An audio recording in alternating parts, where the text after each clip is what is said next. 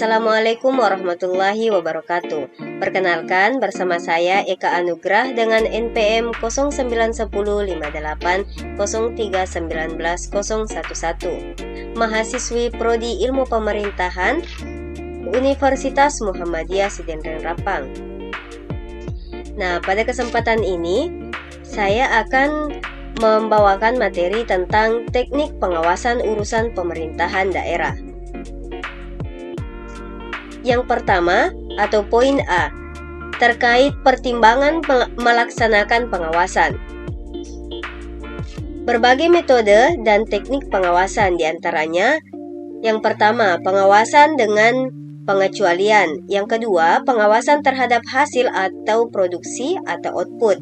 Yang ketiga, pengawasan anggaran. Dan yang keempat, pengawasan mutu terpadu. Nah, berikutnya, dalam sistem pengawasan perlu memperhatikan. Yang pertama, kesesuaian sifat dan kebutuhan operasional. Sistem pengawasan harus sesuai dengan sifat pekerjaan atau operasional yang diawasi. Nah, yang kedua, menghasilkan umpan balik, di mana sistem pengawasan harus memungkinkan timbulnya umpan balik antar di mana informasi itu. Yang ketiga, melaporkan penyimpangan. Sistem pengawasan harus memungkinkan pelaporan secara cepat dan akurat mengenai adanya penyimpangan. Yang keempat, efisien dan ekonomi. Nah, sistem pengawasan harus secara mudah, cepat, dan tepat memberikan gambaran tentang keseluruhan kegiatan operasional dalam mewujudkan tujuan sesuai dengan rencana. Berikutnya, fleksibel. Nah, sistem pengawasan harus mudah dilaksanakan dan dapat disesuaikan dengan kebutuhan serta perkembangan keadaan. Berikutnya, yakni mengembangkan pengawasan diri sendiri, di mana sistem pengawasan harus mendorong terciptanya dan berkembangnya pengawasan itu sendiri setiap suatu satuan kerja. Nah, adapun yang terakhir, yakni memperhatikan faktor manusia. Pada dasarnya, manusia itu tidak senang diawasi. Oleh karena itu, dalam melaksanakan tugasnya perlu digunakan pendekatan secara manusiawi. Poin B, terkait dengan teknik pengawasan pelaksanaan kebijakan urusan.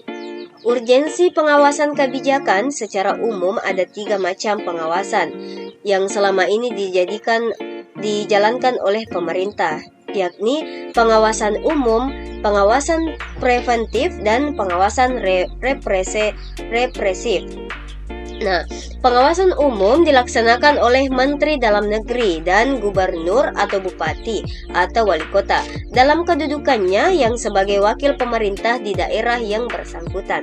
Berikutnya, Menteri Dalam Negeri atau pejabat yang ditunjuk berwenang mengadakan. Poin C, terkait teknik pengawasan melaksanakan urusan tugas pembantuan. Nah, pembinaan dan pengawasan penyelenggaraan dekonstruksi dan tugas pembantuan secara umum dilaksanakan oleh dan secara nasional dikoordinasikan oleh Mendagri. Pembinaan dan pengawasan penyelenggaraan dekonstruksi dan tugas pembantuan secara teknik dilakukan oleh menteri atau kepala lembaga pemerintah non-kementerian terkait.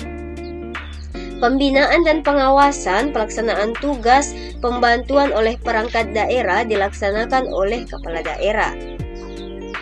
Nah, teman-teman, itulah tadi materi yang sempat saya sampaikan pada kesempatan ini.